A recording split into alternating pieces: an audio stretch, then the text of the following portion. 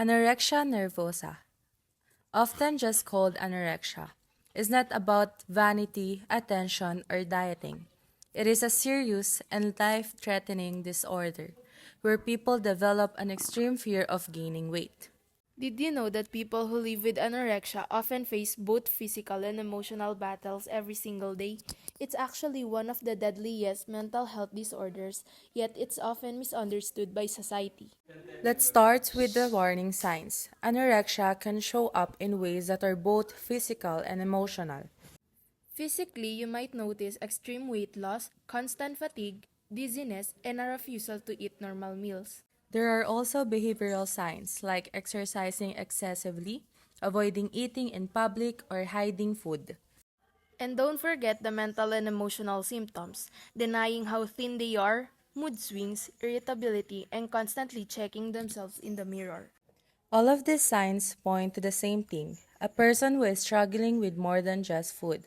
It is about control, fear, and self image. The consequences of anorexia are extremely serious. When the body doesn't get enough nutrients, it begins to shut down. The bones become weak, leading to fractures and osteoporosis. The heart slows down, which can cause heart failure. The skin and hair also show signs. Hair falls out, nails become brittle, and the skin may develop a yellowish tint. For women, periods often stop, leading to infertility. For men, hormone level drop, which also affect fertility and strength. And mentally, anorexia often comes with depression, anxiety, obsessive behaviors, and suicidal thoughts. It's not just about food, it's a fight for survival. But what causes anorexia? The answer isn't simple. It is a combination of many things. First, biological factors. Genetics play a role. If someone in your family had an eating disorder, your risk may be higher. There's also brain chemistry. Imbalances in serotonin and dopamine can affect appetite and mood. Then we have psychological traits. People with anorexia often struggle with perfectionism, low self esteem, or difficulty handling stress. Finally, environmental and social pressures, such as unrealistic beauty standards, bullying, or trauma. Social media, magazines, and even comments from peers can all trigger or worsen the disorder. This shows us something important. Anorexia is not a choice. It is the result of many forces combined biological, emotional, and social. Now, let's talk numbers, because statistics make the danger of anorexia very clear.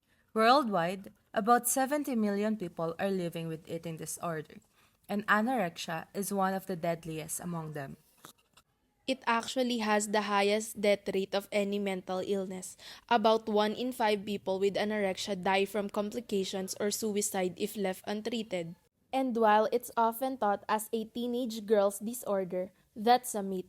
Anorexia affects men, older adults, athletes, and people from all backgrounds. In fact, research showed that athletes in sports that emphasize thinness, like gymnastics, ballet, or wrestling, are at a much higher risk. So, can people recover from anorexia? The answer is yes, but recovery takes time and professional help. Treatment often includes medical care, therapy, and nutritional counseling. Therapy helps address the underlying issues like body image, self esteem, and anxiety. Family based therapy is effective for teenagers. Parents and loved ones are encouraged to take part in supporting recovery. Sometimes people may need hospitalization if their weight drops too low or if their life is at risk. But here's the hopeful part. With early treatment and strong support, many people fully recover and go on to live healthy lives. Prevention starts with awareness. That means teaching people from a young age that their value is not defined by their weight or appearance. Families, schools, and media all play a role in creating a healthy environment where body diversity is accepted and where balance is more important than perfection. We also need to be careful with our words. Sometimes simple comments like, "you've gained weight," or "you look so thin," can fuel negative self image in vulnerable people. By building a culture of kindness, support, and acceptance, we can help prevent eating disorder from taking root in the first place. Anorexia is not about vanity, it's about vulnerability. It's a mental illness that takes lives if ignored. But with compassion, personal care, and early intervention, recovery is possible. If you or someone you know is struggling, the most important step is to speak up and seek help. Awareness saves lives. Thank you.